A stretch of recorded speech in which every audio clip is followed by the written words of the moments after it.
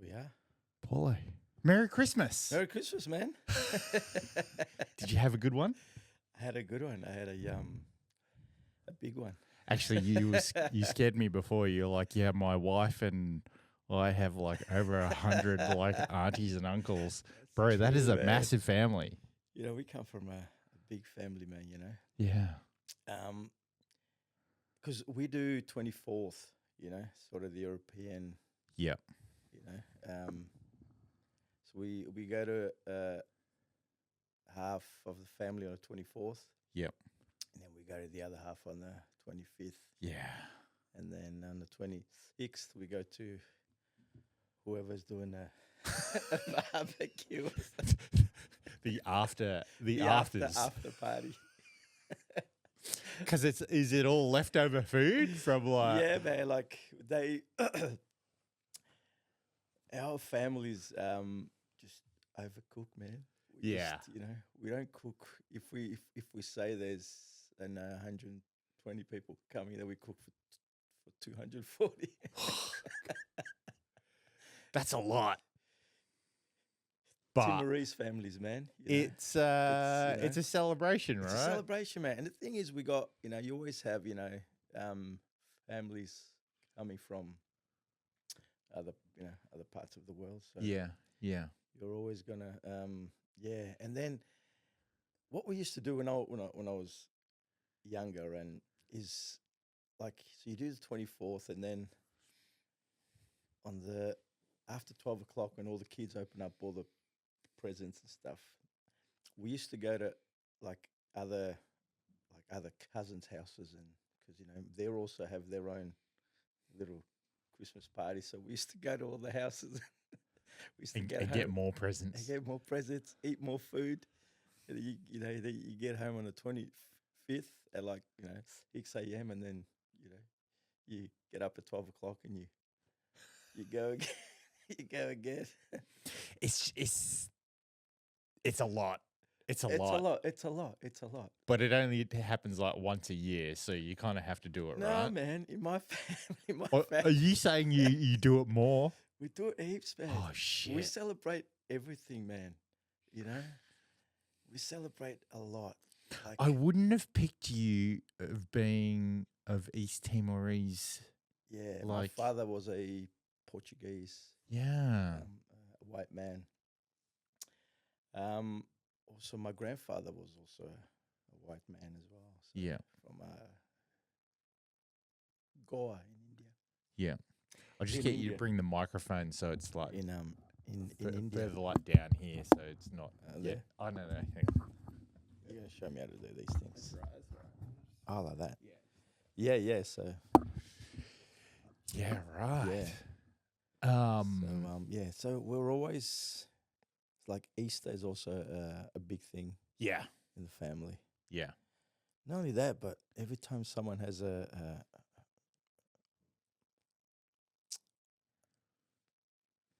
like a birthday or celebration, yeah. You know, so was your family like very communion religious in that sense? Yeah, man. You know, like, you know, we grew up, you know, Catholic, you know. So, you know, we're Catholic, you know. When my grandma was alive, we used to, you know, go to church a lot. Yeah, right. You know, before you eat, you got to say, prayer and that. Yeah. My mum was like that as well. Yeah. And like every time we'd go to Indonesia for Christmas, midnight mass. Midnight mass. Bro, what the fuck are we doing here? Midnight mass. Mass. When my grandma was alive. Why are you getting me up so early or so late in the night? When my grandma was alive, that was a thing for us, man. And I love it. I used to enjoy, you know, as a younger. No, I did, man. I did. You know why? I didn't understand. No. Because we used to go to. My grandma used to make us go to an Italian mass because it was the closest thing to Portuguese. Right. And they used to give out all these cookies at the end and all these, you know. Yeah. And the port. You know, it's like, I'll drink that, you know. I mean, look, it was from the age of like pretty much from when I was born to I think we did our last trip there when I was like 13, 14, Mm, you know, and like when you go to bed and then you get waken up to go to church, yeah. you're kind of like, what is going on? Just don't understand, Yeah, man. It's you know. yeah. Look, yeah. So, yeah. Like I said, man. Yeah. So we celebrate everything, man. Yeah. Especially when you got big families, man. There's always people coming from somewhere. Mm, mm. You know. Um, Now, you're a musician. I try to be. What does that mean? Well, You try to be. How I long try you to been? be. How long you been doing music for? well, I've been in the music industry for about 30 years now. Okay. Um, I'm an old, I'm an old fella now. Um, I've been in the music industry for about 30 years. I was still in high school. Do you know what, man? The funny thing is, I love, growing up, music was a huge thing in my family, Mm. But I've always wanted to be a soccer player. Is that why you went to Manchester? No, that was something else. That was for music? That was for music. That was for an expo, a World Music Expo. No, but I did, man. Growing up as a kid, I like soccer. Like I love Yeah. soccer. I've always wanted to be a soccer player. I thought I was, good enough. But Hey, it's good to have the confidence yeah, to think you are good yeah, enough. I know, but And I you gotta have interests that You gotta I have- think when you're young yeah, man. you pursue. Like I used to play basketball, right? Yeah. Like I was 6 foot at age 12, and so There you go. I was always like, You look like a basketball player, man. You're pretty. yeah, I you're was pretty tall. always kind of like my parents were always like, oh yeah, he's gonna play basketball, that and all this, and then like,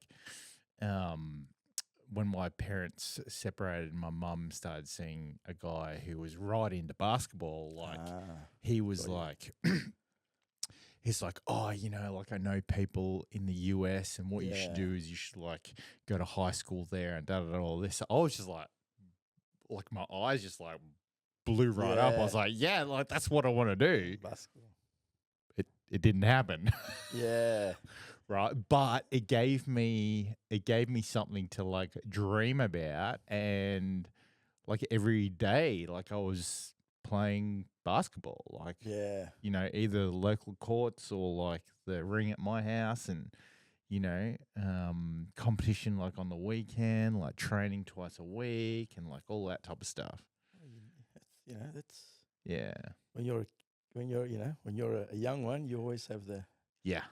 have the dream. So yes, I always wanted to become a soccer player. Not until but my I have my family is not a musical fan. Well, they love music, love music. But my brother used to play a little bit of everything. He used to play the Right. guitar, he used to play the drums. He can sing as well. Mm. Can you sing? I try. But listen, man. It's all about trying. It's all about trying. You gotta have a go. But What So- musical instrument do you play? I'll get to that in a minute. Okay. Get to that in a minute. the Get to that in a minute. anticipation. There's a story. So my brother used to be in a band. They used to rehearse at my mum's in the garage, right? Right. I think I was still like in year 12, right? And I used to go to the garage and I used to sit there and just observe, And I said, anyway, they were trying to play these, songs like, la la la la la long, la la la la yeah. long, Yeah. and they couldn't get the song. Well, they could play it, but the singer was not, like really, In tune. in tune or getting the songs. And I said to my brother, I said, I reckon I can sing this song, man. And he goes, it's late. You should go to bed. You got school tomorrow. Shout out to the "Yes, brother shout out to looking the out for brother." you. I go, all right, yeah. He did that to me for the when I was I was only 15. I was going to play in the reserves. He said, "No, mate, too small, good enough. And guess what, man? I made it. What a bastard. He was just jealous. He was yeah, he was He was jealous. jealous. But anyway, man, so they were rehearsing, I think, every Friday night, they would rehearse. And then anyway, because they were preparing, I remember so well, man, they were preparing for a wedding. All right. And out of all, Paulo steals the thunder. always still that. But the reggae, and then I think they had about 3 or 4 of the, songs that they were trying to get. And Yeah. one of them was the La La La La Long. The other one was I Can't Help Falling in Love with You. But the UB40 one, Oh. the reggae one. Yeah. That one. Another UB40 one, Kingston Town. Yeah. Kingston Town. And there was another, I can't remember which one it was. Anyway, and I said to my brother, I said, I reckon I can sing these songs, mate. And he goes, no. Anyway. No. You need to get to bed, Paulo. It's too late. It's too late. You got school tomorrow. I said, Stop but it's hanging Friday around. night. Stop hanging around us smoking spliffs. It's Friday night. It's Friday night, right? I haven't listened, man. So I said to him, just give me a go, man. Give me a go. Just give me one song. I reckon I've got it, man. Especially a La La La La Long, Girl, I want to make you sweat, And he said, all right. He said, you're going to have a go at this one, then you're going to go to bed. I go, yeah, whatever, mate. I ended up singing all the 3 songs. And guess what, man? I went to the wedding. Oh. I went to the wedding and I sang the 3 songs. Wow. Yeah, so that's how I got into music. And then I started singing with the band, man. Yeah. I started singing with the band. Look, it's pretty cool how your brother was like egging on you that you couldn't do it and stuff like that. And then you had the confidence to kind of be like, yeah, no, I got this. Yeah, Like, I could do it. yeah. Do it, yeah. Like, And then- I knew that I could do it. I go, these songs are not And that then he hard. kind of gave in and he was like, okay, you're pretty Yeah. good. You're coming with us to Yeah, the right. wedding. You're probably not there yet, but you're better than the guy that we got at the moment. So That's good, man. So the reggae, I'll stay with the reggae. So Give him the other stuff. So your brother really was like the start of it. Yeah, man, he started. Yeah, probably. Yeah, because they used to rehearse in the garage, Yeah. at my mum's place. So I used to, just go in and observe and Yeah. have a listen. I thought, yeah, like, this is cool. This is cool. I can. And so did you this. like did you always stay with reggae?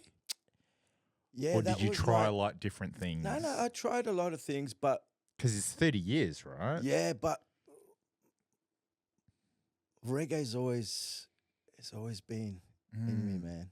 It's always been in me, with me, till death do us apart, I guess.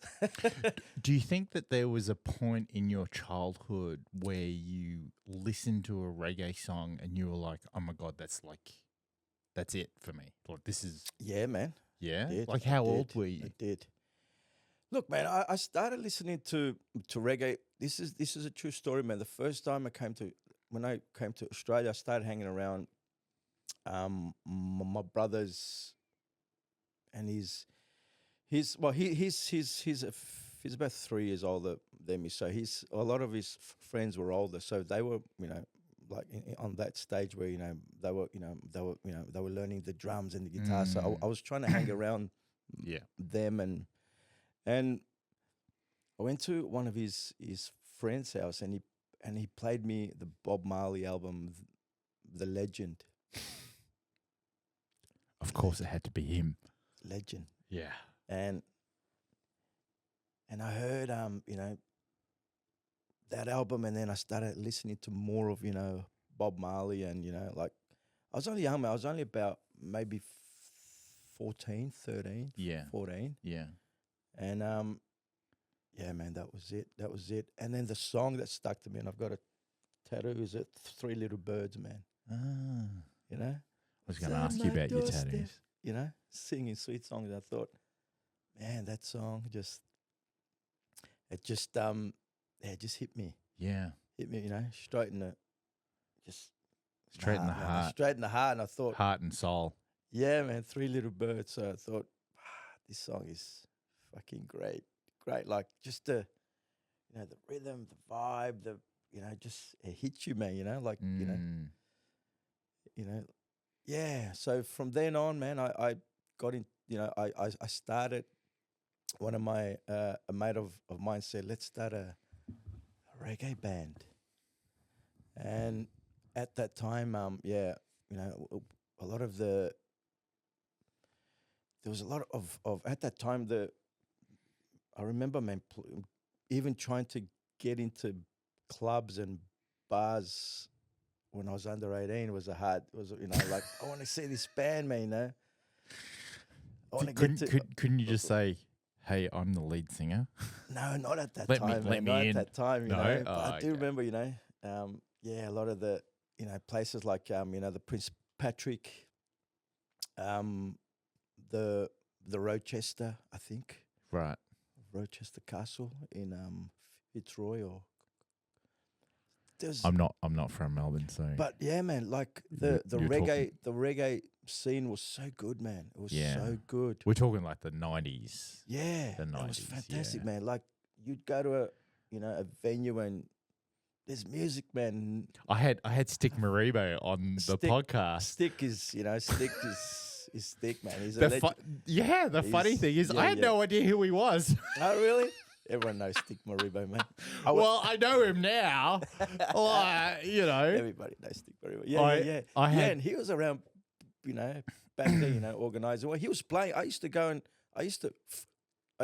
and see one of the bands he was playing in. Yeah. I forgot what they were called, but yeah, he used to play a lot, man. So he used to play like Thursday nights, Yeah, Friday yeah. nights. Yeah. I used to try and, sneak in and Yeah, it's see the reggae. But the reggae, there was a lot of reggae, man. It sounds like the reggae community just really is super supportive of everybody. It is, And man. It is. Yeah. because why? it is Because it's a small community, man. Yeah, it's a small It's a community, but community. it's also just there's just so much love and support. Like it's Yeah. absolutely ridiculous. Yeah. I reckon there's still is room for improvement, man. Like Yeah. unite them, man. Let's, unite. I know that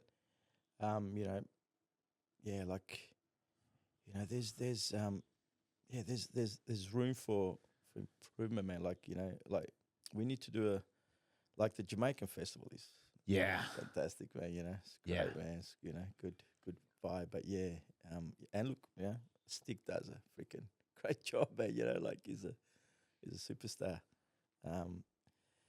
Yeah, He's iconic, right? Like what he Yeah, did he's when he been around first for- came here yeah. in the 80s, yeah, and then just continuing on with it. Yeah. And the fact that he gave Michael Jackson the key to Melbourne when Michael came. yeah. I saw. In the I heard that 80s. on your I was like, podcast, like, what? yeah. And like, you sitting on my couch? yeah, man. Yeah. Well, he used to work for the radio, so he was. Yeah. Yeah, he used to work for the Yeah, radio. So. I was just like, bro, it's gave the fucking, key. what am I fallen yeah, into? Yeah. So, going on from the music in the reggae, and then, I got into music. We had this opportunity to go to East Timor in 1999 Mm. because the Australian Army was doing a For the reserves. concert for the troops, man. Yeah. Concert for the So you troops. did that. I was in the Dilly All Stars. Ah. Paulie Stewart. One of my mates in And, Perth, he was in the Army Reserves and he went to Timor. So he was probably in the crowd. Yeah, man. So that was like a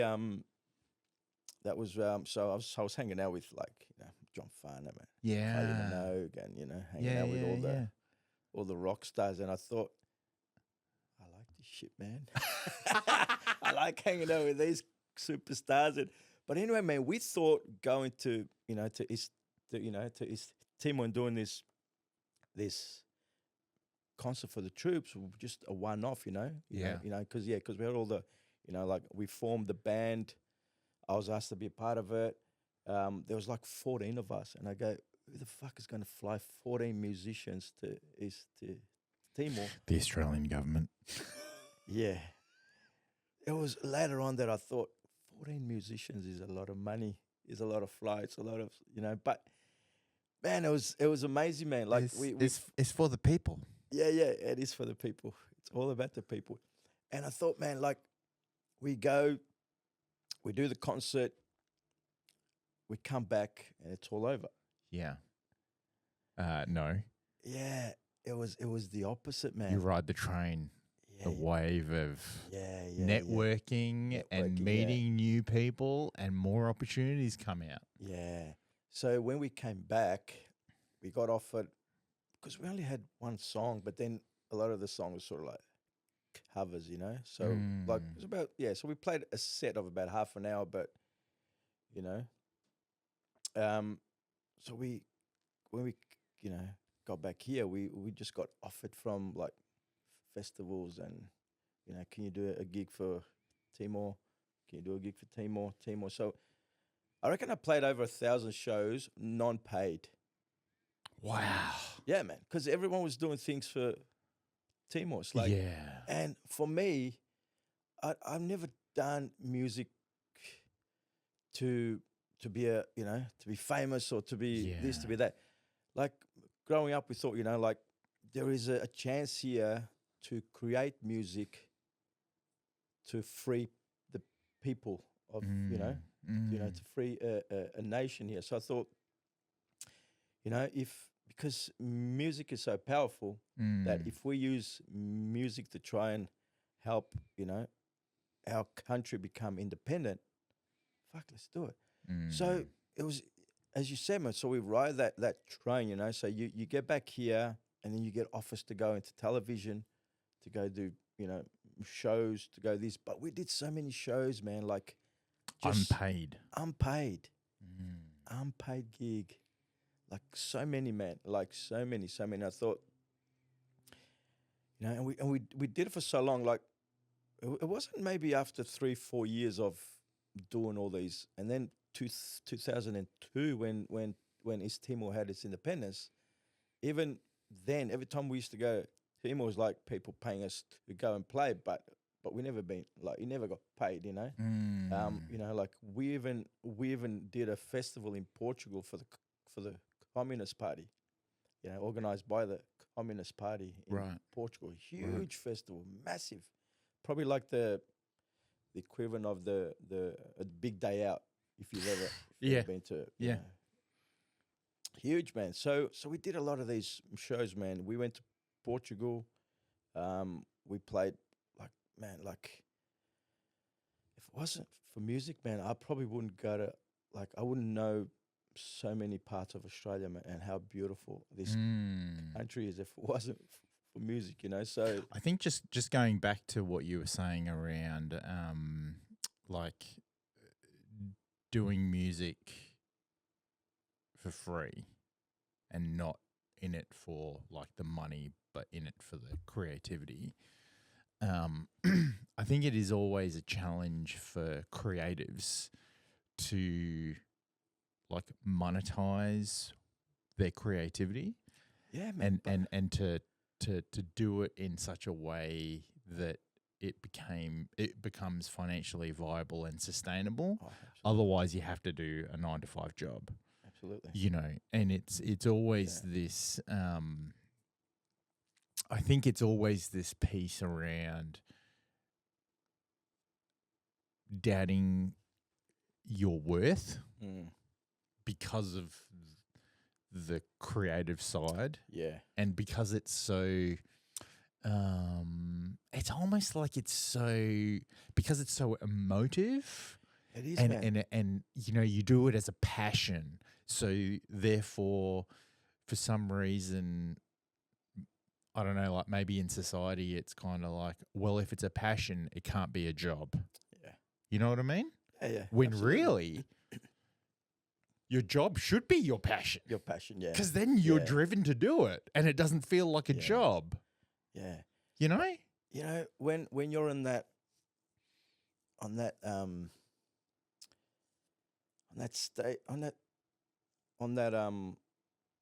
in the your time, you know I was young, man. So everything was like you know, Yeah. as you say, it's like a wave, man. Yeah, You yeah. know what I mean? It's like I And didn't. when you're young, you're inexperienced, so you're like, Yeah, oh, I'm I'm just gonna do inexperienced. it. I'm I'm just gonna learning. do it, I'm and I'm hanging around with learning. these Yeah, cool, yeah, you know, yeah, like people. Like I'm hanging around with John Farnham, man. Like I had a yeah. beer with Kylie John Farnham, Minogue. and And it's like, and I said, what was my he? mum. What was he like? It was cool, man. I said to him, my mum loves you, man. I said, oh, my mum listens to your songs. You know, her English is not good. She knows the words to your songs My mum's gonna propose to you, John. because you're the voice, man. You're gonna be my new dad. You're your dad. Yeah, you're going to be my new stepdad. Who's your daddy? Who's your daddy? No, but, you know, like, That's funny. yeah, you're in that. But you're right, man, because it wasn't until afterwards that I started to write songs, you know? Oh, you are creative. Yeah, I became creative. I became, You you know? tapped into it. Yeah, I tapped it. So I started writing songs about, independent and, you know, just, so I Any songs about the Communist Party?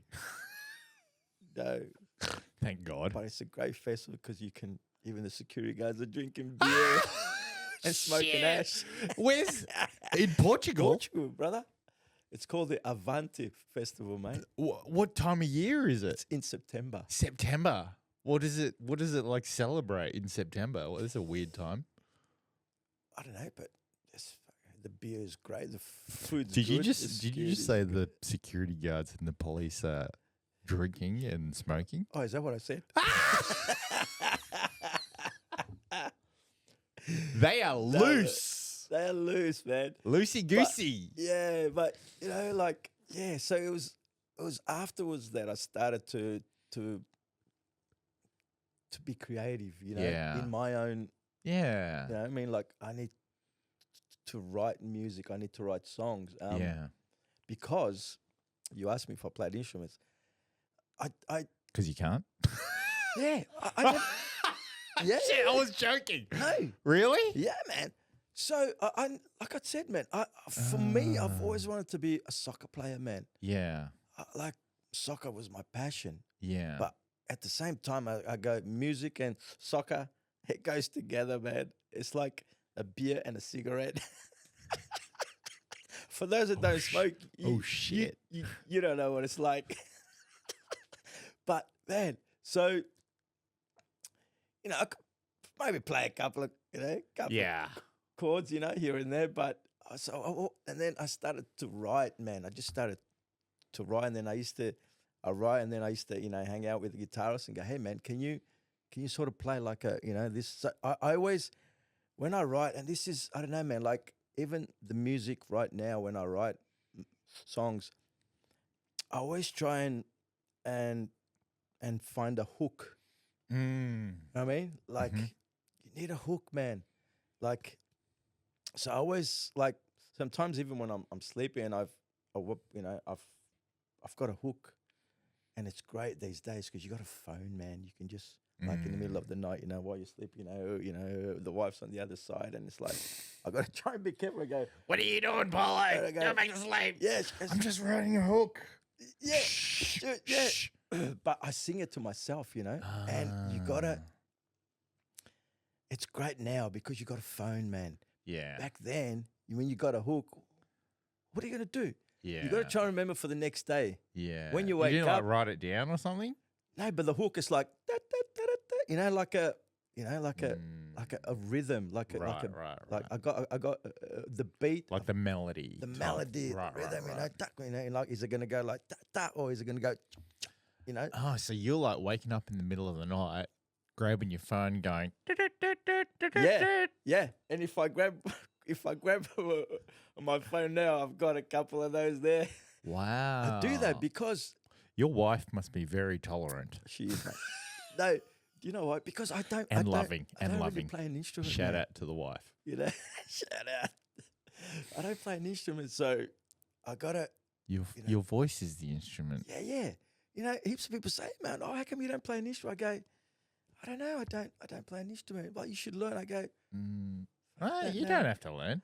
like, I just grab a guitarist, and then when he needs a singer, You know, like we need yeah. each other, man. Like, Yeah, you know, he can't yeah. do his job without me, Yeah, and I probably yeah. can't do my job, with I without him. I growing up in music class, I think I was like, oh yeah, I really like playing the drums, Oh, but I never pursued it. And then I think just like sport just kind of like took over. But during COVID, I like picked up a guitar, and I had a close friend of mine who was a great guitarist, like try to teach me, and I was like, it's way too hard.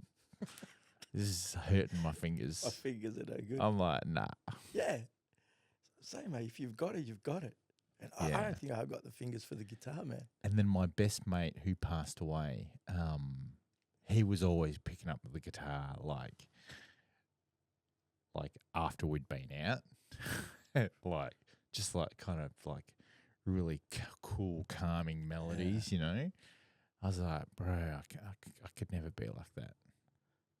I think I'll just stick to what I know. Yeah, You know, I'll push myself in other ways. yeah, Not.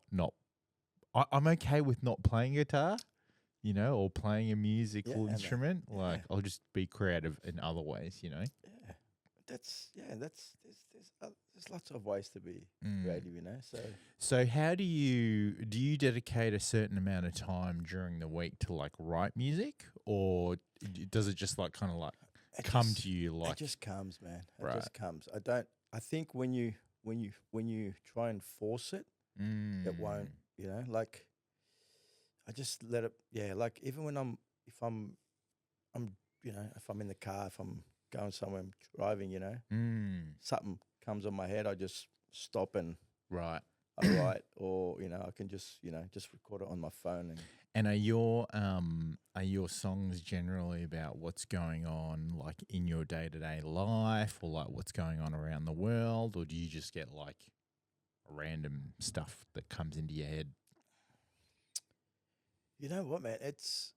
I get ideas from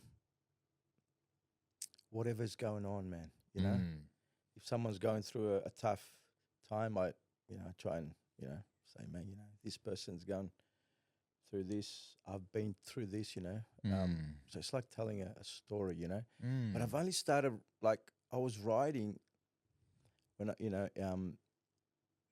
before COVID, because you play so much, you're always playing, you're always touring, and like I toured for so long, man, like just playing so many gigs that you're constantly playing the same set for like 6 years or something, because you're constantly playing. You know what I mean? Like you're constantly going somewhere, you're playing, and you're playing the same set to Playing to a new audience. to a new audience, Yeah. but you're playing the same song, so you get.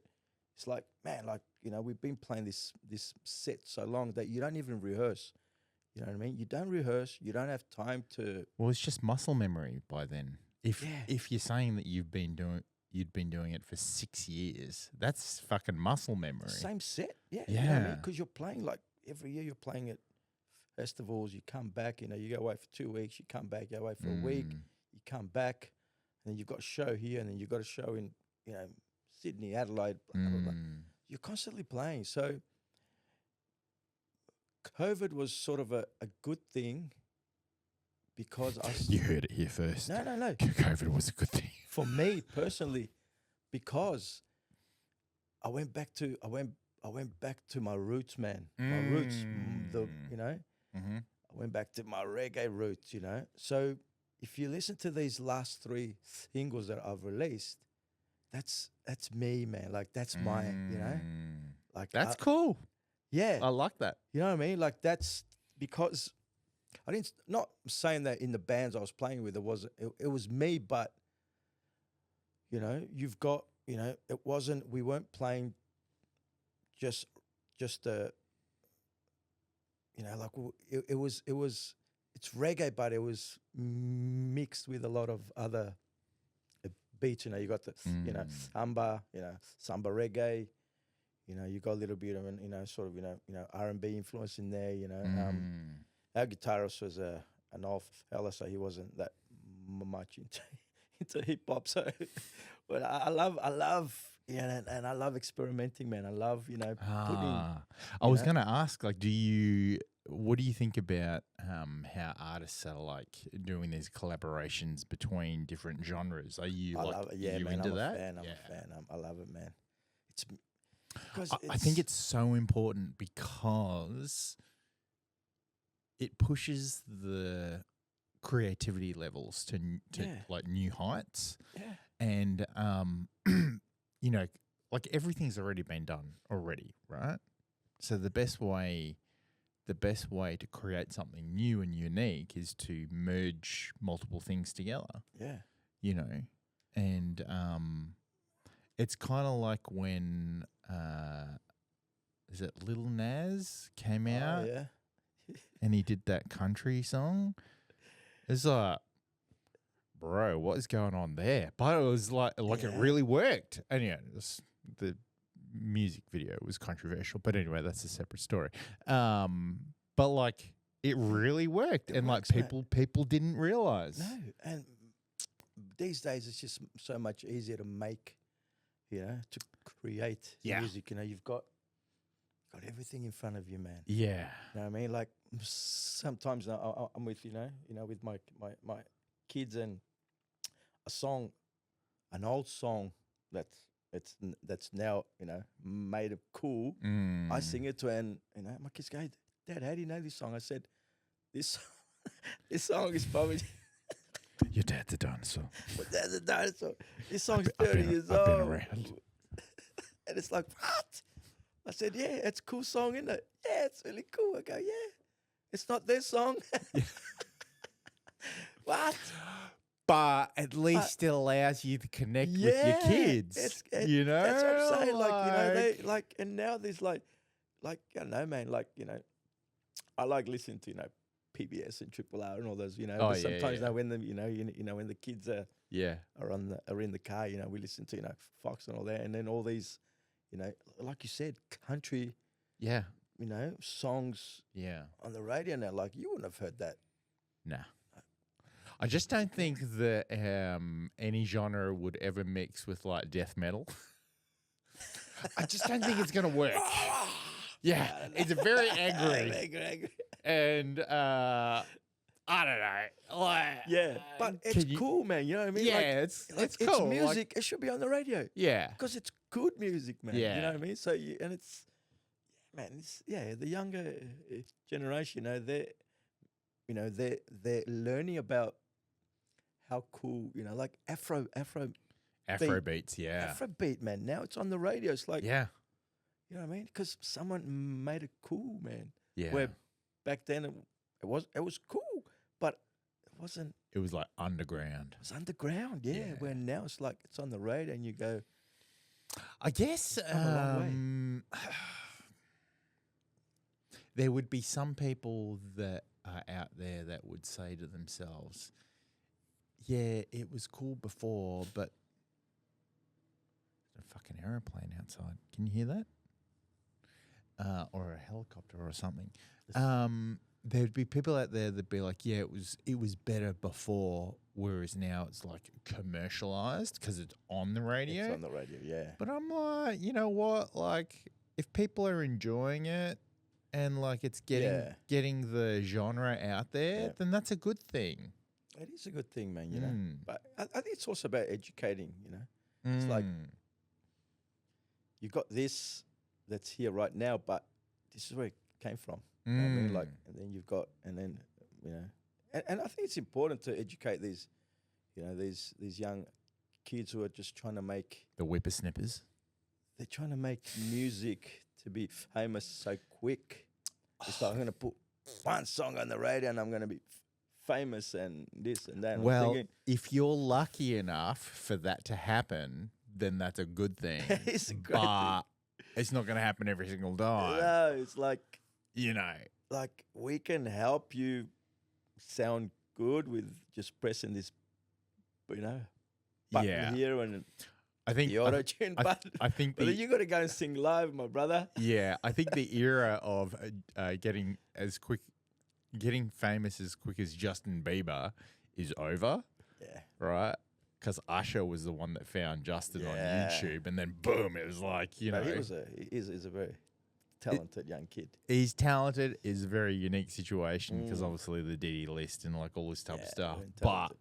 you know, there's multiple platforms. Fucking helicopters just hanging Helicopters, man. around, I think they're looking for us, man.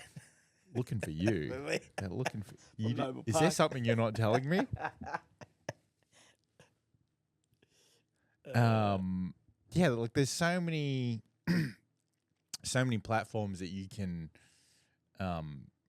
upload stuff to and be the master of your own like domain for controlling distribution and stuff like that, like SoundCloud, and there's that other one that someone mentioned. I can't remember what it's called, but you know, like it's so easy to spend the time and produce and distribute yourself.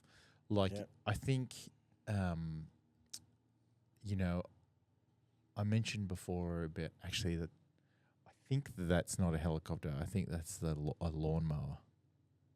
It's hanging around. Yeah, it's a lawnmower. Right, it's a lawnmower. Why the fuck do they mow the lawns every single week? The grass does not grow that fast here. These goddamn contractors. Summertime, mate. It grows quick. Does it? Yeah. Spring and summer, the grass. They even cut the grass like every week during winter. It's not growing that fast. Is it? Well, he needs to get paid, mate. True. No, what I was going to say was that everything's already been done before. We're at a time period now where there's so much, so many tools and so many ways to do things that you don't have to rely on other people. No. And you're essentially, your creativity is limited based on your own perceptions of what you can and can't do, right? True. Like, for example, I was saying before, like I've been running this podcast since December last year. You're episode 90. 90. Right? I do it all myself. I did a little bit of research. I was like, okay, cool. Like, you know, I can do this, I can do this, I can do this. And then I've been doing it for 90 episodes now. Fuck. Right? By myself. And to the point where now I've taken on another podcast and potentially going to be working in a production crew for 6 other podcasts, right? Because I've worked out how to do it. Yeah. You know? That's cool. So you're only limited by the barriers that you put in your own brain because everything is possible. Everything can be done. Yeah. Everything's possible, you know, but, you know, like, sometimes I say to myself, if I knew, you know, what's that saying? You know, if you knew what you knew, you know, if you know now, no, if you knew then what you know right now, like, but then, you know, hindsight is a beautiful thing. Although I wouldn't change it for the world. No, I wouldn't change it, mate. I wouldn't change it. Look, as much as I've gone through heartache and hard times and blah, blah, blah, like everybody goes through that shit. Yeah, like I've lived like probably a friend of mine, I was telling her a story the other day and she says to me, dude, like you've lived like so many lives. I'm like, I have. Yeah. I've lived like 4 or 5 lives in this one lifetime, you know? Yeah. And I wouldn't change it for the world because it's made me who I am. You know, like, yeah, like, you know, as we're saying, like with, you know, like, I know, you know, like in this industry, like we're always evolving, yeah? Yeah. Like we're evolving, we're always changing. If you're not evolving, you're not if you're not evolving, you're not growing. Not growing. And you're being left behind. And the good thing with music is, with sport, you have to retire. Yeah. I had to retire. You know, I've had 2 knee reconstructions. He's still bitter about not having a soccer career. No, mate. I'm going to leave that to my son. You're living vicariously through him. I am. But I think that's funny. Insane that, man. Like with music, you don't like you can go on, man. You know what I mean? You can go on. It's age is not a barrier for age music. is not bad. Look at my band right now. The people I'm playing with, man. I got you know. So I got we got I'm a 50-year-old. You know, I've got. Fuck, are you 50? I'm 50, brother. You know what I don't mean? look 50. Oh, I do, mate. But you know what I mean? So, and then I've got younger. So, so I reckon the youngest in my band is probably early 20s. Yeah. So, and I love playing with these. I think it's good. It's I think amazing, it's man. good. I love playing with these, these people because they're also, they want to grow as well, Yeah, and they bring the energy as well, bring the right? energy. They bring the energy. And if they bring the energy, that the energy is contagious, yeah. and then it gives and, you the and energy. they can sing, so they make me look good, It's always important when you can sing. No, but you know what I mean? Like, it's great, man, because you're playing like in sport, if you're old, whatever, and people go, I don't want to play with that old fella over there, I'll just, but in music, it's like, it's the opposite. It's so harsh. It's so harsh. Yeah, it's like, man, I want to play with you. You're too old. All right, You can't even run.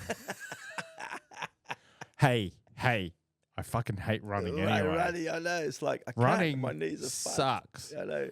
Just take me. But- What type of sporting injuries do you have? I have 2 knee ricos, mate. Fuck. 2 knee because I got screws in my ankle. Yeah, How mate. come you got screws in your ankles? I don't know. Blame the goalkeeper, mate. I'm trying to get past the goalkeeper. You're a fucking. So You're built like a Terminator. I'm a broken man.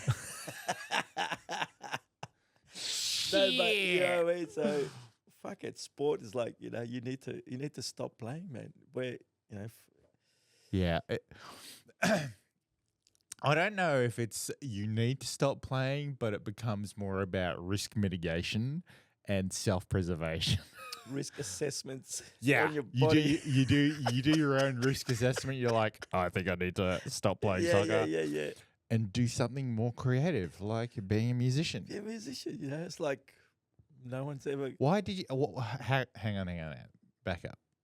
Why did you have to have 2 knee reconstructions?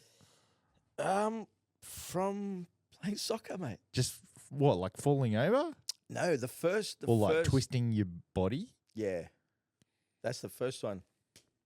You're not playing rugby. You're I know, playing mate, soccer. I know. Isn't soccer like non-contact? Oh, it is. There's a lot of Physical. acting. There's a lot happening. of acting. There's a lot of acting now. What do you Not mean? back then. Not back then. No, not back then, mate. We were tough back then. Were you- tough as nails. Were you playing against opponents that had knives in their pockets or what? No, man. But you know what? street kids? The street kids. The first knee Rico, man, was like nobody touched me. I just went to turn, and my knee just Oh, gave way. bro. Yeah, it gave way. So, and then I was gonna go and get an operation. Then I thought, nah, man, it's too expensive. So I had to go on the waiting Right. list. You go on the waiting list for like 3 years, and then I went to play indoor soccer, and I did it again. Yeah, only went under the knife once. The other one, they just they did some kind of Manipulation or manipulation to it or whatever. It's still not strong, but yeah. So and then this one's also giving me grief. And you know what? you need to give up playing soccer. No, I have, mate. I have. Now I coach my sons under 12s. But you know what they tell you, man? They say, because you've had 2 knee recos, when you get to 50. So this was like, a few years ago. When you get to 50, you start feeling the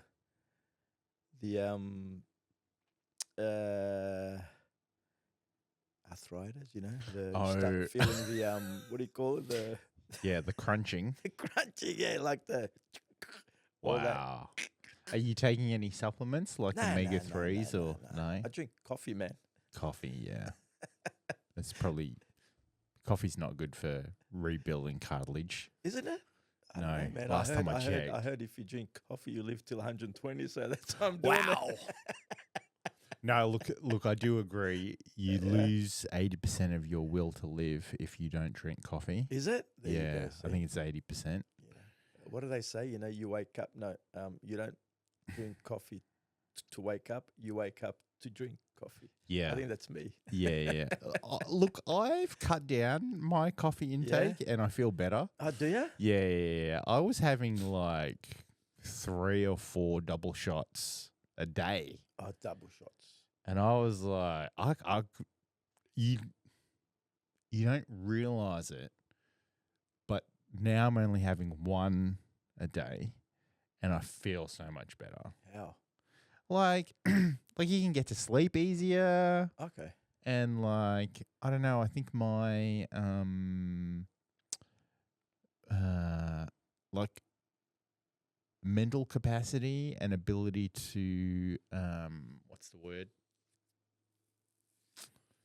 Not be so agitated All right. on like the little things, Oh, you know? Like I'd get annoyed at myself okay. because I'm pretty hard on myself. It But is. yeah, I just find like Mm. it's just about like I tried. man. being I more tried. zen. I tried stopping coffee, but I was getting headaches. Oh yeah, you need to push through that. Yeah. I got a massive headache right now, but that's because I'm on a water fast. You're not drinking water. No. I'm just drinking water. Oh, you're just I'm drinking not water. eating any Water food. fasting. I'm not eating any I thought you food. meant water fasting. Yeah, Yeah, water fasting. Yeah. Yeah. So I'm on 42 hours. Just water. Yeah, Thursday night was like my last meal. Yeah, just water. And why are you doing that? 'Cause it's good to, with like the amount of food that you eat, like over Christmas and stuff like that. And maybe I should do the same. Is that why you're looking at my No, it's look at my six pack? it's good. It's good to I don't know. I guess just like cleanse the body. Yeah, no, I heard You someone know, does that. and our bodies weren't created for an overconsumption of food, right? Like, think about like the way your body works in terms of temperature. It's always trying to regulate through homeostasis, right? Like that's why you sweat. You sweat because your body creates fluid on your skin so that Okay. it can cool your skin down, right? Through the air and stuff like that. And so our bodies weren't really created for excess of anything, because when you have an excess of anything, that's when like disease and parasites kind of enter. And so if you limit your intake of food, your body goes into survival mode and it starts cleansing itself. Oh wow. Yeah. So how long do you have to do it for? Well, they say the maximum is like 72 hours. So like 3-4 days. So you're on 40. 42, So yeah. you've got another 30 something hours. Yeah. But I'm going to see if I can push it even further. I actually did 4 days like earlier this year. And it's the same thing is happening again. Like day one, you're like really fucking hungry. You're like super hungry. After day one, what happens to your body is it starts consuming all the glycogen in your muscles. Wow, I'm going to try that. Yeah, it starts consuming all the glycogen in your muscles. Day two, you start getting headaches. And so that's where I'm at right now. It's like I'm getting headaches. But at the end of day two, then your body goes into like ketosis. I don't know if I got that right. Maybe I got it wrong. But like your body goes into ketosis, and ketosis is where your body uses your fat storage as energy. All right. Not the glucose or the food that you put in your mouth. Right? All right. And so when you go into ketosis, you're using up all your fat storage, and the burning of that fat storage, yes, it takes longer, but it actually gives you more energy and it sustains you for longer. Bro. Yeah. So you're going to do it for longer? I'm going to try to do it for 7 days. 7 days? Yeah. Not eating food. Just water? Water and electrolytes and 1 double espresso a day. So you can drink, but no food? No food. No. Wow. And just water. Like no soft drink, no beer, no nothing, you know? It's doable. Yeah. I've seen videos of people online who've gone for 30. Actually, there's a video I saw this morning. He had gone for the most amount that he'd done previously was 30 days. He was on 32 days and he'd lost 17 kilos. Wow. Yeah. But is it good for you though? Look, the research says maximum 4 days, but people go for longer, and I think it provides your body like what you were saying before, right? You said before, like during COVID, you went back to your roots. Mm. By doing a water fast, you're almost hitting a reset button on your body. So your You're body. going back to what it was meant to do, Yeah. which is survival mode. I saw an interview with Chris Martin from Coldplay, Mm-hmm. and what he does is he's been doing this for a long time, and he goes 1 day a week. So on Wednesdays, he does not like. Yeah. So I think 24 hours. So he goes for 24 hours there, and it's always in the middle of the week. So Yeah. on Wednesdays, he does not like eat or anything like that. Yeah. So it definitely keeps your mind sharp because you're not, I don't know. I think I'm going to try that. You should try it out. Yeah. Because we've been eating a lot, man. Yeah. Eating a lot. Yeah. Constantly eating, man. Like eating and drinking. Wow. That's why you look fit, man. Well, right now I don't feel fit. I want to be fitter, and you know, like I'm always like challenging myself to like do different things because, like, you see other people doing stuff, and you kind of like, oh shit, if they're doing it, why can't I be doing it? Yeah. You know, like it's all a mental capacity. It is mental, man. Everything's up here. Yeah. So I gave up playing basketball because I had way too many injuries. Basketball is definitely a non-contact sport, but I was like Dennis Rodman. But it's hard on your knees, right? Yeah. Well, I dislocated my kneecap. There you go.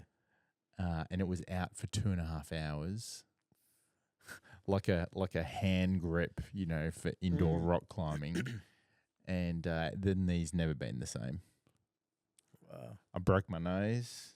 I broke my teeth. Oh.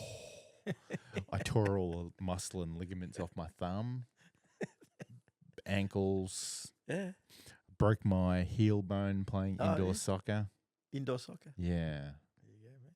That was pretty funny. They put a cast on my leg, on like my calf, and when they took it off, my calf was like that on the one that got broken, but on the other one it was like this.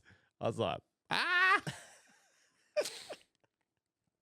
Yeah. Yeah, man.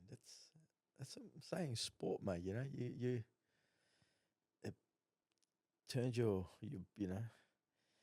your body into pain, man. You know, you wake up and you it's fun though. It's fun, man. You know, like even like maybe like 5 years ago, I was trying to play with my mates in the over 45s. In the masters category. The masters, you're right. Is it masters or seniors? The masters. Masters? Masters category. And we used to play on I think some games are like Friday evening. Yeah. And it was just a bunch of blokes freaking arguing with each other, and it's like sometimes they wanted to fight, man. Like, hey, mate, it's Friday night, You just escaped your wives. Yeah. Come out, have a run. Yeah, just have fun, bro. Have a drink. Yeah. What's But then, man, they used to take us like a week to recover. Like, if you get out of bed, it was like a struggle. And my wife's like, "Why do you do it to yourself, man?" It's like, you should. So pre-COVID, I was doing this, and then I started up again in October. But I'm doing Brazilian Jiu-Jitsu. Yeah. One of my mates That is the shit. Does that. Yeah. With what's his name? He does it a lot. I should know this. The Brazilian guy. Where do you? Do just around the corner here from my place. Corner, yeah. But I find like it's extremely hard because one, I don't know what I'm doing, but like you learn, and it's basically professional man cuddling where you're using your body as like human chess, right? And like there are guys as small as you, some even smaller, that just like absolutely cane me. Really? Yeah. So size doesn't matter. It's all about technique. And you know, you go in, and depending on which dojo you go to, but you go in and it's very like supportive, the community, you know, and like you spend half an hour learning. And it's all ages kind of. Yeah, it's all ages, you know, and even females and stuff like that. And actually pre-COVID, I went to a class and it was, look, I was probably a little bit too confident. After my first class, I was like, fuck this juniors class. I'm going to go to the next class up. So my second class, I did like the next class up. And you do like 15 to 20 minutes of warm up, and then anywhere from like 30 to 40 minutes of technique. And then you do 20 to 25 minutes of like sparring, right? And when you spar, you generally have to go with someone who's the same height as you, because then it's kind of, you know. But so pre-COVID, I was in the CBD at a place, and my second class, and I think it was like, so it's you rotate partners like every 5 minutes, right? And the third partner I got was this short little Asian girl, woman, short little Asian woman. And I thought, yeah, this will be fun. Bro, she got behind me, and the first thing I thought was, I'm going to stand up and try to like shake her off. I almost fell over when I stood up because she choked me and I had to tap out. Wow. Yeah. That's how good she was. I was like, if you're small, you can move quicker. Yeah. And it's, you know, you can be more agile. So is it more arms or is it both? It's both. Yeah, it's definitely both. And it's not like going to the gym. Because in the gym, so the instructor of where I go to, he said to me while I was sparring with someone, he was like, you need to breathe, Andrew. Breathe. Which is very different to going to the gym. Yeah. Going to the gym, you're holding your breath as you're like doing your exercises, right? In jiu-jitsu, you have to breathe because then you're getting oxygen to your muscles and they'll work properly. Oh, wow. So it's a different type of training. Yeah. Interesting. Yeah. And like I just like I thought that because I've got lower back issues, I thought like the first couple of lessons I was like, I'm really scared because I've been in I over the last 20 something years, I've had incidences where my back's been crucial, right?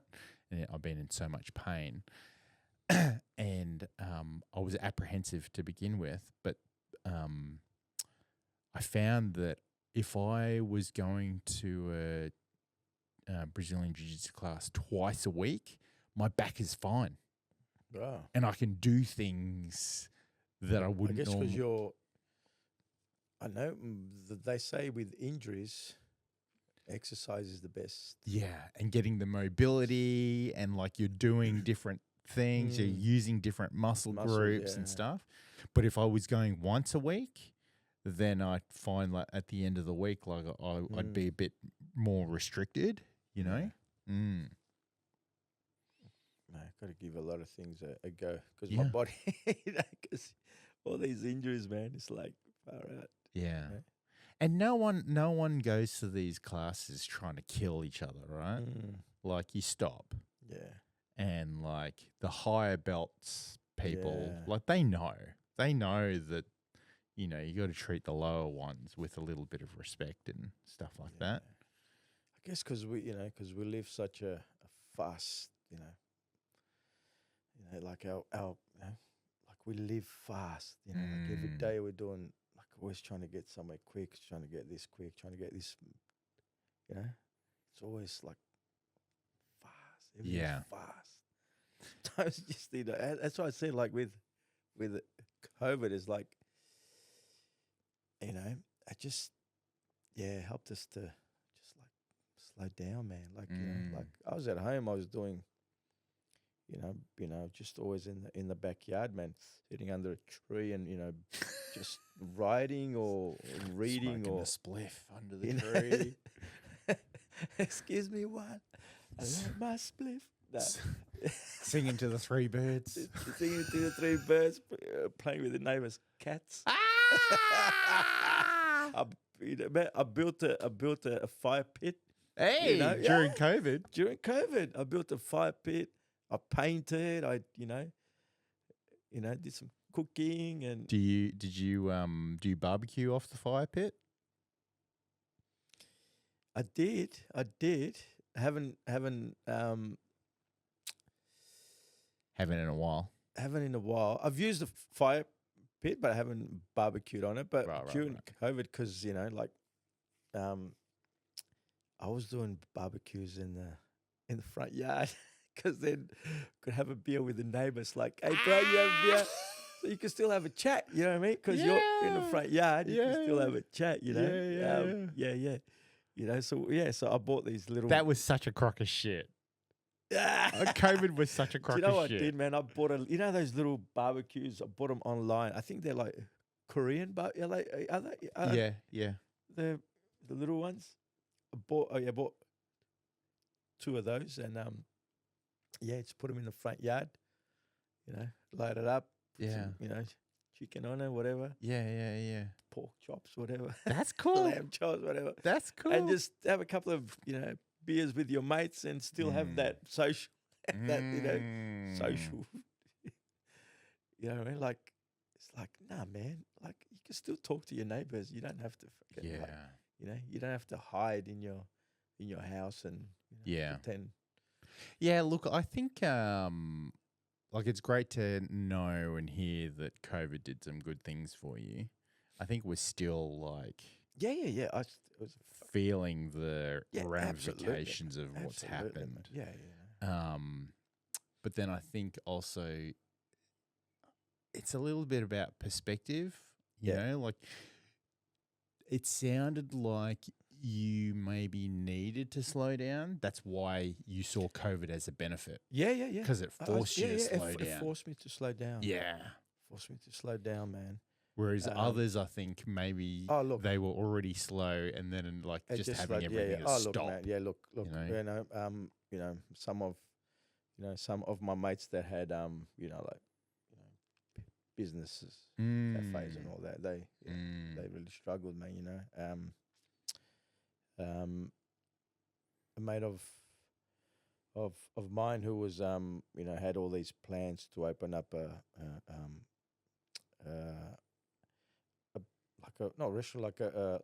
outdoor kind of a courtyard kind of brewery and all that. All the plans were already there, and then COVID hit, man. But it hit us in terms of I did I did some shows just before. I was at WOMAD. I was at WOMAD. Mm. I was at WOMAD in 2018, Mm. and people Where's WOMAD again? in Adelaide. Okay, yeah. So here it's in Adelaide, and people were already talking about COVID In 2018. because that's when it sort of started. Ah. So March we were in at WOMAD, and WOMAD is an international festival. So there was already artists there from, France, Italy, all these places where it's like, man, COVID's already hit your country. Hasn't hit us just yet. It's on the Right. way here. It's on the Right. way. So as soon as we left WOMAD, which is in March, I think April we went into lockdown. I think, Mm. if I'm not mistaken, April, or was it? Yeah. So that was sort of the last big festival Mm. that we did, and then we had, and then we had all these plans, man, to go and like we were planning to go to WOMAD in New Zealand as well. I'm going to New Zealand in January. Oh man, New Zealand is amazing. Mate's wedding. It's beautiful. It's beautiful. Man. I've never been. Yeah, Mm. love it, man. I went to I'm- WOMAD over there. It's I'm looking fantastic. forward to the fresh air. Yeah, it's so good, man, and the culture, it's amazing, man. But so in terms of shows, Mm. we lost like I lost a lot of work, man. Like you know what I mean? Like we already had all these gigs booked, and and that's when I thought I'm just gonna do my own stuff, Mm. and Yeah. so I took I think we all took a break from the band, and so I had to go and record. I remember we had that 25-kilometer thing, and I do a bit of youth work as well, so Mm. I had a permit, but I didn't give me. Oh, you're talking about that that You know how the you can only steel travel. ring of whatever. Yeah, you can only travel. I don't know, Yeah. there- So you had a permit. well, I had a permit for work, but it said to me that I had to travel within my radius, which is like a 5K Yeah. radius or something. Right. But and then it became open to 25 Ks. I don't know if do you remember? Yeah. Yeah. that? Yeah. So I had to go to Brunswick to record. And I think Brunswick is over 25 Ks from me. I think it was Only like just. 30 Yeah. K Okay. maybe. Yeah. Anyway, I took the chance. When you're driving, you're always looking around, to see if someone's going to stop you and ask you for a permit. It's like, Mm. it's like but it's like it's like you're living in here. Yeah.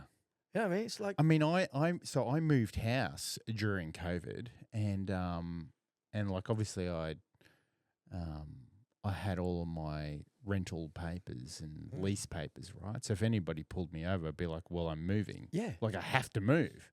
Like I've sold my house and like I'm moving. But like that weekend, we did like 4 trips on the Saturday and then 6 trips on the Sunday. No one stopped us. Where were the police? No one. Nothing. Yeah, but you're still like So it was just When it you was just fear mongering on like it's fear. Yeah. Fear. It's like that. You can't leave your house. You can only leave your house if you're going to go to the supermarket or whatever. Click and collect or whatever. But yeah, man. So I use this time to sort of write music, record, because I said, man, I've lost all this work. Got to try and recuperate somehow, man. Yeah, So like pick up the momentum again. so I was Yeah. doing little backyard gigs as well. I was going to a friend's house in Illegal. in Glen. No, no, All legal. all legal Oh. within the 25K radius, mate. Were you wearing a mask? No, no, no. I can't remember. No, Does that I even think, matter? I think the term is I do not recall, I officer. do not recall, officer. I do not but recall. I cannot masks. confirm or deny. Anyway, so we were filming these backyard gigs, and then just putting online and say, hey, if you're going through something, this is the this is a song. People were loving it. People were like, oh man, after COVID, can you come and do That's a cool. gig in my backyard? And Yeah. So that's how you got like the momentum back up with like the that's band? how I got the momentum, man. Not with the band, but with Just yourself. just myself, because now I go under just my name, not the band, because I've sort of chosen the people I want to work with, Yeah. and the people that, because you get to a stage where you're like, I want to work with this guy, I want to work with that, I want to work with that, because you work with all these people over the years, and then it's like, man, when I work with you, I feel, like energized. I feel energized, and we, and we speak the same, we speak the same language, man. Music is,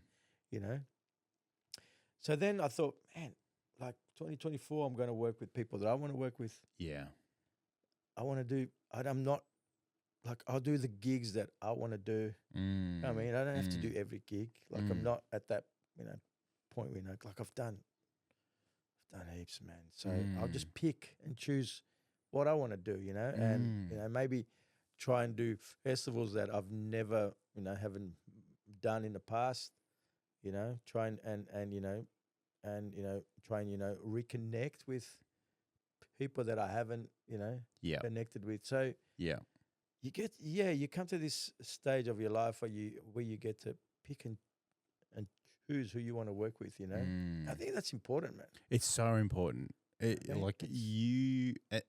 think it goes in line with what I was saying before about you're only limited by the boundaries of your own creativity in your own head. Yeah. And so if you can break through that and be able to pick and choose who you want to work with, then the sky's the limit. Yeah, man. And and you want to go to a rehearsal where you're not there for hours and hours, You go, you rehearse, everyone knows what they're doing. You've done your homework, this is the songwriting process, we've done all the hard work. Now we're just putting the product together. Yeah. We rehearse for a couple of hours.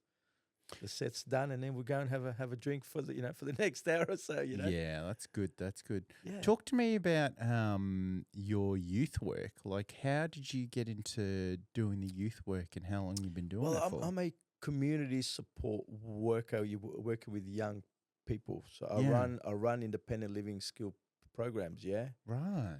Because this comes back to when I started, sort of touring a lot, and I couldn't hold a full time,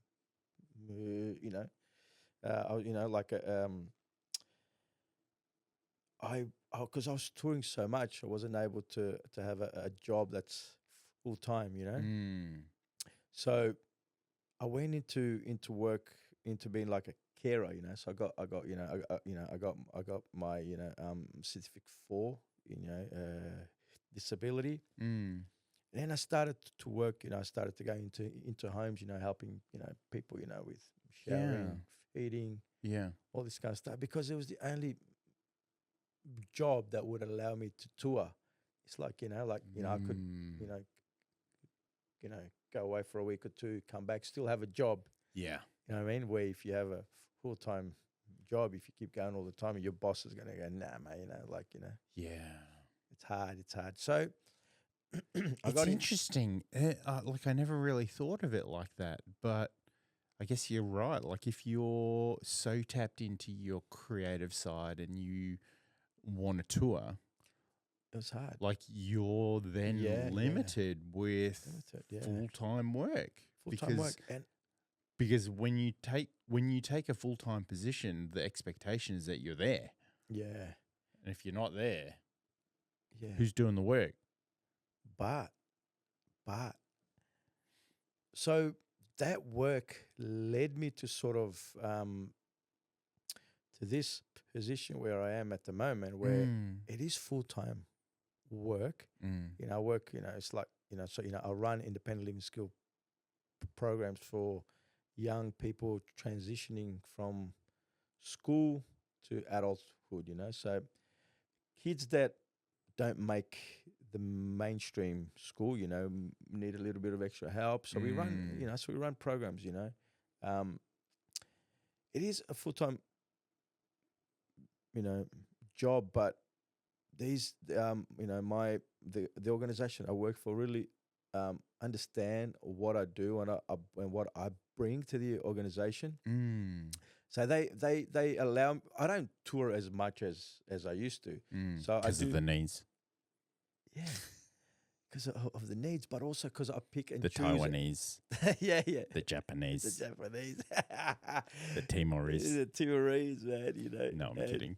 No, but so it allows me to. That's good. That's so good that they acknowledge what you bring to the table. They acknowledge to some extent, like, because I let them know in advance what I'm doing, but then I organize all the work before I'm off, Yeah. And I'm not away for long. Like a lot of projects I'm involved at the moment just allows me to go for sort of like a week at the max. So yeah, but it's, so you got to find people that are gonna help you along the way. You know what I mean? So people always like and you hear it a lot. People are unsatisfied with their with their work and don't like my job. Blah blah blah. So why do you do it, man? So what type of things would you like teach these kids like in these programs? So what I do is I sort of I open up enterprises. So I run a car wash program. Oh, that's so fucking cool. Yeah, man. That's so cool. Yeah. I run a car wash program. I teach these kids how to detail cars because my wife thinks I have a problem with dirty cars. So my wife always says... You also have a problem with fucking grabbing your phone in the middle of the night going...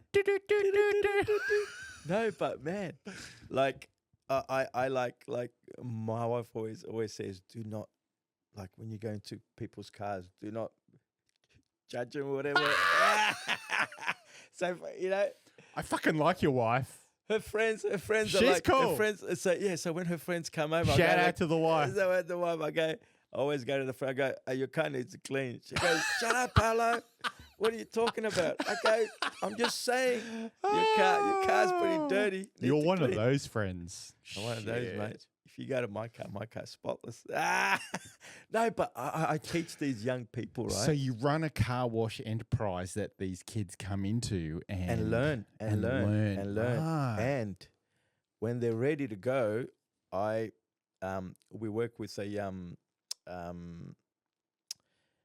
like a employment services. Yeah. So we say, employment agency. Yeah. Employment. So we say, hey, this kid's pretty good at car wash. Can you try and see if any of these car washes? So I had four of the young ones working at Holden, Kia, Mitsubishi. So they come, they learn the skill, and when they're ready, we say, okay, you go off. Coffee programs. We run coffee programs. As in barista. Yeah, right. Barista. We teach independent living skills. So so how to. A lot of these kids think that it's just a card, but sometimes you got to teach them about cash as well. So so the level of learning is it's like, mate, some people are smarter than others, but some people are better with their hands than, you know what I mean? Like I've got I've got some some of the young kids there who, well, not young adults, who maybe reading and writing is not that good, but you give them something from IKEA to put together, bang. You know what I mean? Like hands on, they look at the pictures, it's like, how'd you do that, man? Like, you know what I mean? So the level of... You don't need to give me the pictures. I can just do it by myself. I don't read any instructions. Yeah. It's like I just looked at the photo and I freaking do it. That's my toxic trait. I don't read instructions. yeah. So we run programs like that. I've just started to write a little business plan to open up a lawn mowing enterprise. Oh. Yeah, man. So trying to teach these young guys, hard work, respect. Half of them come in through the door. They just walk past me. No good morning. I say, I want to set up a photography studio, and potentially we could like run a program on. yeah, man. Even a People- podcast. We started doing a podcast program at the Living and Learning Center in Pakenham. Oh yeah. So, but it's great, man. And another thing is, man, like you teach these. So do you get like? So how does it work? Do you get So you work for that organization, but then do they get like grants and stuff from? No, the... so the participants that come through, so we call them participants, not clients. The participants that come through, they are NDIS funded, so they get funded by NDIS. Gotcha. They come into our program. Mm. We teach them the skills. Teach them everything, man. How to be respectful. Some of them come in through the door, don't even say good morning. I say, hey, you go back out. When you come in, you say good morning, and then you go. You know what I mean? So these little things, like going to the bathroom. If the toilet paper's finished, some will just leave. Don't even change. So little things, mate. It's like because you're not used to doing it at home. Here you're going to learn all these things. Yeah. How to change a light bulb, how to use the vacuum cleaner, how to clean. Yeah, man. I'm telling you, man. You'd be surprised how many of these young people don't even know how to turn the vacuum cleaner on. Well, how come you don't know? I've never been taught. Yeah, it's kind of like common sense ain't so common, right? Yeah. But I actually resonate with what you said just then. I've never been taught. Never been taught, right? So my dad was never in my life from the age of 8, right? He was always working away. But I was never taught. Yeah. That's no excuse now, because guess what? You've got a phone and you can access YouTube and you can fucking find a video on anything on how to do something. Yeah. So I'm constantly, if I don't know, I'll be like on Google. Oh, that's how I do it. Like a friend of mine, she's away right now, like with her fiance, and she sent me this message, and she's like, "Hey, can I ask you a photography question?" I'm like, "Yeah." She goes, "How do I make this photo less blurry?" Right? And I was like, "Send it to me. I can do it." Right? Because I remember doing something or seeing a video on how to do it in Photoshop rather than using these apps, right? So she sent it to me and I fucking did it. And I sent it to her. Yeah. She's like, "Oh my God, thank you so much." Yeah. But because I remember I had seen it, I just went to Google and watched the very short YouTube clip on which menu options to use, and it made it less blurry. Like it cleaned it right up. Yeah. But you're right, man. Like even during COVID, man, like when we used to do sort of not a lot of work, like we were sort of out of work, but I used to go and sort of do one-on-one, like, with these young people, only for like an hour or two a day, only because of their, mental health and all of that. One of the young ones, I went to their house and the mum was already screaming at him, because she told him to put petrol in the lawnmower, but then he went to put it where the oil was.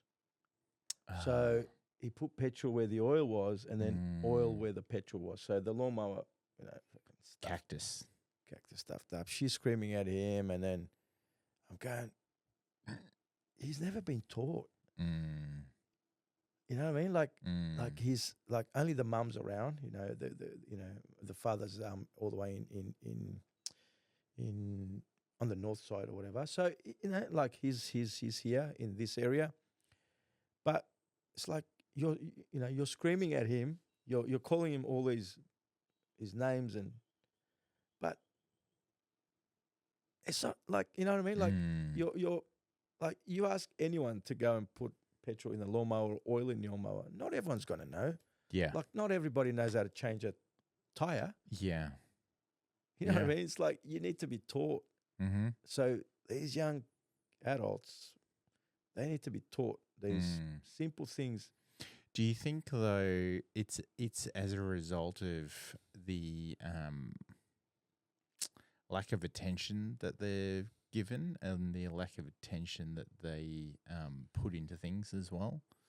You know, like I guess with so one of the downsides I think of like the rise of social media and everything online is that you spend less time outside. You spend Yeah, less time doing stuff and yeah, learning off other people, you know, and so potentially it's as a result of them not being given the opportunity to learn things from other people, you know, and like could then be, they yeah, lose that drive to like try stuff out and make mistakes yeah. because they're going to get castrated for it, you know? Also, there's that, you know, because a lot of the participants we work with have a slight intellectual disability. So Mm. maybe parents think that they're not capable. You know what I mean? Like, mate, we've got participants that have taken their license that are driving now.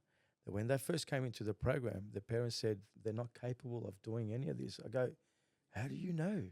Mm. How do you know they're not Yeah. capable? Yeah. You haven't tried, you know, anything with these young Yeah. people. Like, so now we're sort of like, so our relationship with the parents are stronger now because we're trying to, you know, not only with parents but with, you know, like, psychologists or, Yeah. Yeah. you Yeah. know, like we need to be involved because we know these participants better than what you do Mm. because we spend more time with them. We know what their strengths are, what the weaknesses are. Well, it's also because you're in contact with more people like them. Yeah. So you can see the signs. You can Yeah. see the green flags or you can see Yeah. the red flags, you know? And I think if you're a parent, your primary priority is to protect. And so one of the Oh, ways that they yeah. protect is they limit Yeah. what Absolutely. what their 100%. child can do. Yeah. I was just listening to something this morning about Gary V. So Gary Vaynerchuk is an entrepreneur in the US. Anyway, if you want to go find out about him, just look him up. But the thing that I was listening to was that he was talking to someone about throwing away all these constraints on what you think you can do versus what you think you can't do, right? Mm. And like age is a big thing. If you think you're too old to start something new, you need to rethink that because you can start something new at any Anytime, age, yeah. right?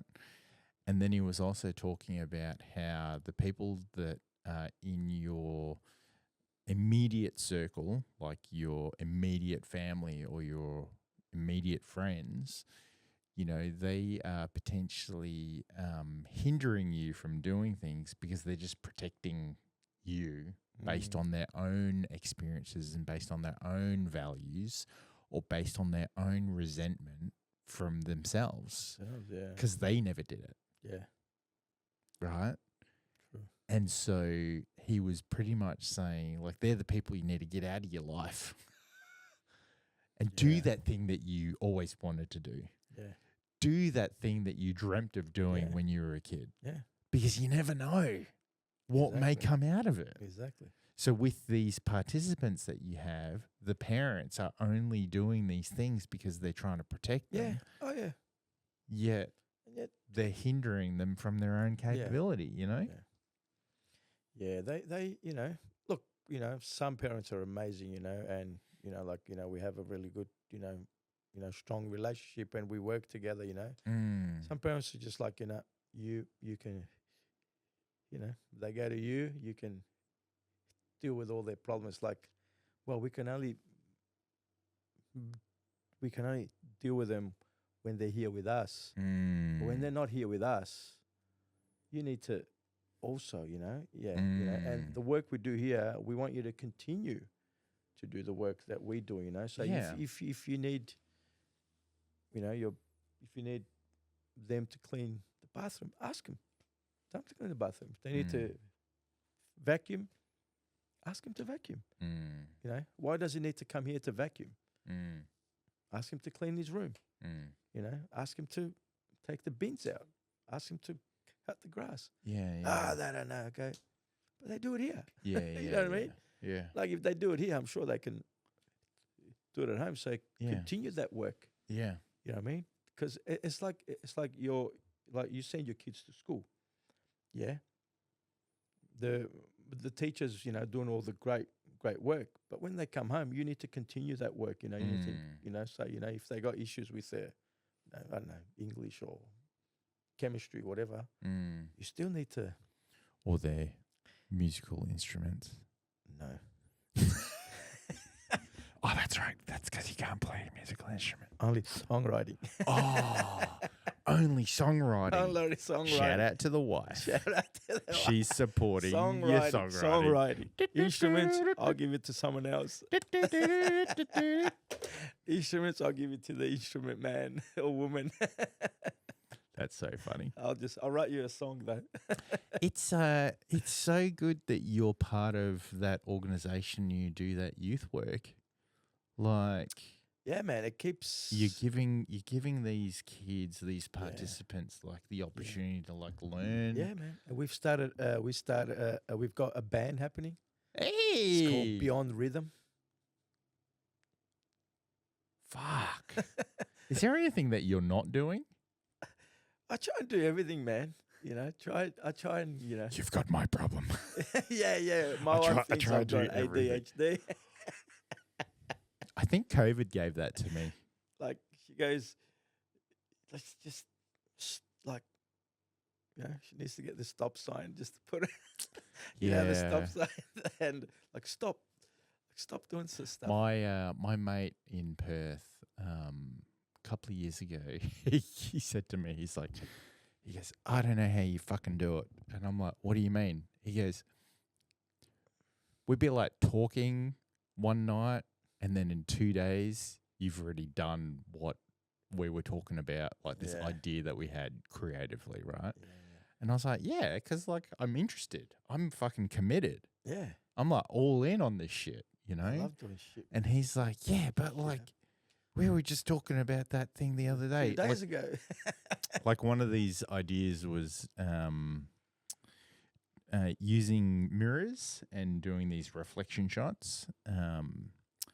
And like, so one thing that I love about photography is the ability to storytell, right?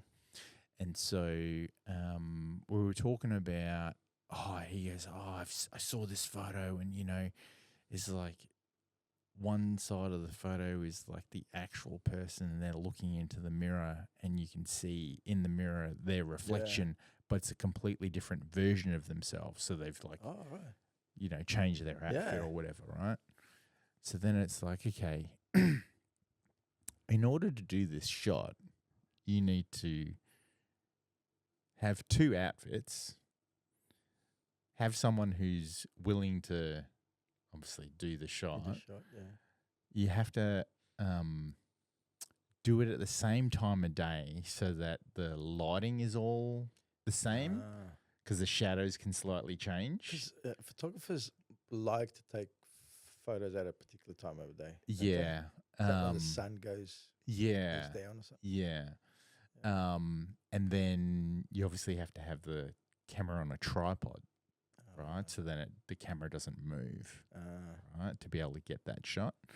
There are ways around it, like, you can use lines and all this type of stuff so that you don't have to worry about the lighting and things. But in the 12 years that I've been doing it, like I've shot in all types of lighting scenarios, even to the point where I'll do a shoot at a different location that I've never been in, and a time. Generally, I've shot in all times during the day, but it's the location that scares people because they're like, they get anxious about not knowing where's the light going to come from. As a photographer, though, it's your job to find the light. Yeah. If you're not bringing artificial light, it's your job to find the light, you know, and to somehow construct an image of, you know, what's happening. I see a lot of your work, and I'm thinking, how does he do that? Yeah. What the fuck? A lot of it has to do with just repetition. Okay. Repetition and looking at photos and then training your eyes. Like it's like your car detailing thing, right? OCD, mate. Well, OCD, but also you know what to look for. Yeah. You know what to look for. And when you see it, you get annoyed. I'm the same. I'll look at a photo and I'll be like, oh, they should have done this. They should have done that, da, da, da. But when I go to a new environment, I'm like, oh, my God. It's like, there's this. Like I was at a beach shoot the other day, and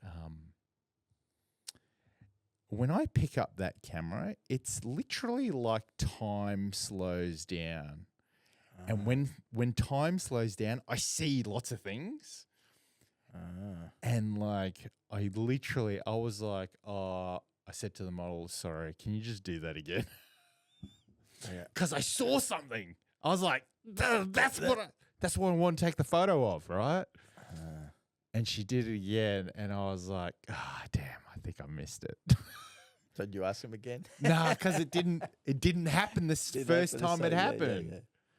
You know, the first time it happened, I was like, God damn it, why didn't I have my camera ready? Do you pick the location or do they pick the location? Sometimes they'll pick, like they'll have a preference. Yeah. But I get a lot of, obviously, people look at my photos and they admire them and they're like, I want to do something like that, you know? So it's like, okay, we'll go to the same location. How do you get good at something? Well, you get good at something by doing it over and over and over again. Yeah. And so if you have a good location, there's no reason why you shouldn't go there again, you know? Absolutely, yeah. Like I do have mates who are photographers that hate going to the same location because they want something new. It's got to be new. I'm like, why? Yeah. The new is the person. Every person is different. True. You know, so that's, just a little bit about what goes on in my head, you know? Yeah. Man, I reckon photography is it's an art, man. Like, you know, sometimes you just like, fucking how the fuck you take that shot? Like, yeah. So, what's happening next year for you? 2025. Man, I wanna write more songs. Okay. I'm in the process of writing more songs. I do a bit of work for One Talk Music. Have you heard of One Talk Music? No. So we work with a lot of artists from the Pacific. It's a label here, a record label. Okay. So we're doing some projects So I got one project happening in East Timor. East Timor. We have another project that with the women in the Pacific. Okay. So doing a bit of work on that. You know, playing more shows with my band because it's a new. You know, this band it's a new one, so we're still cooking, experimenting. You know, we're getting to know each other. Yeah, man. But a lot of good things happening. You know. Yeah, that's cool. A lot of projects. I've got 15 artists coming from East Timor in August here. Yeah, to do a show. Um, I think I'm off to Malaysia in June. Yeah. In June. Was that like your Manchester trip? Well, this Malaysia gig came out of that Manchester gig because every year for the last 5 years, no, started before COVID. I've been traveling to World Music Expo. Yeah. WOMEX. It's called WOMEX. Traveling to different countries to just to your product, to talk about projects, you know. Yeah, so that's the reason why I went to Manchester. I didn't get to see a game, but yeah, so it's just these projects, you know. So we're trying to get your product in the market. Yeah. Yeah, with the expo, it's only in Europe, you know. It's World Music Expo, but it's always in Europe. So I think in 2025 it's in Finland. Yeah.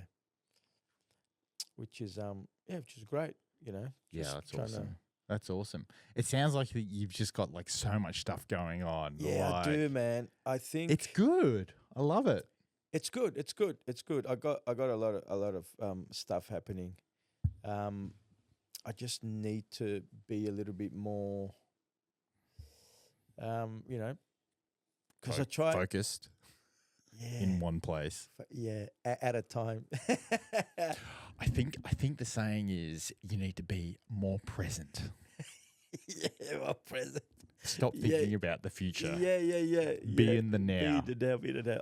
I'm doing that now, man. Like, yeah, like even just, you know, these last couple of days I've been in front of the computer and, you know, my wife's like, take a break, man. Like it's holiday season. I go, I know. Break. I know, but if I don't finish this now, then, you know, it's going to go. That's like those memes of like photo editing or video editing. Yeah. It's like, oh, I just need to do one more hour, you know. Yeah. Next thing you know, it's like 10 hours later. You're so right, man. Like you sit there and you just get into a zone. Stuff, yeah, and it's like, shit, it's 12 o'clock. Yeah, like where did time go? I better have my third coffee. You need to cut down the coffees, boy. Yeah, I know. Get onto this water fasting. I will, mate. I'm actually going to try it, man. I'm going to try it. Maybe I'll do like the Chris Martin one, you know, like the once a week, and then I'll see, man. Yeah. Oh yeah, man. You'd be amazed. Your body can do amazing things. Yeah. What about you, man? What's 2025 looking like for you? I don't want to give too many things away, but but I got some pretty exciting things happening. Nice, yeah. I mean, I started another podcast with AYG, so Artful Yoga Gallery in St Kilda, which I became a board member of. Oh, cool. So we're doing some amazing things there, and then creatively, yeah, I can't say too much. No. You're an aftermath. I'll just go on your page and go, you're very it's gonna be exciting. Yeah, man. Put it that way. 2025, I reckon. Yeah, 2025 is the year. It sounds good though, 2025, doesn't it? You know, like just a number, man. 2025. It's just like, yeah, you know. Yeah. My son was born on the 20th of December. My daughter was born on the 25th of May. Hey. Of May. So so there you go, mate. 2025. Yeah, that's cool. That's cool. Let me just take a quick selfie. Let's go. And then yeah, boy. Well, Paulo, thanks so much for coming on the podcast. No, pleasure. How can people find you? Just on my Instagram page. On your Instagram, Paulo _. Almeida music. Yeah, fantastic. So if anybody wants some music band playing. Yeah, whatever, man. Contact you vibes. if anybody wants some secret telephone voice note Voice melodies at 2:00 in the morning. Paulo's your But guy. yeah. I just send me a Any text. car detailing go, services. Yes. Bring it over. Bring it over. I'll make sure it comes up for you. But yeah. Yeah, no. Thanks, bro. Thanks so much for coming along. No worries. Thanks Thank everyone you. for listening in. Make sure you hit subscribe, that notification bell, and I'll catch you guys all on the next one. See ya. Beautiful.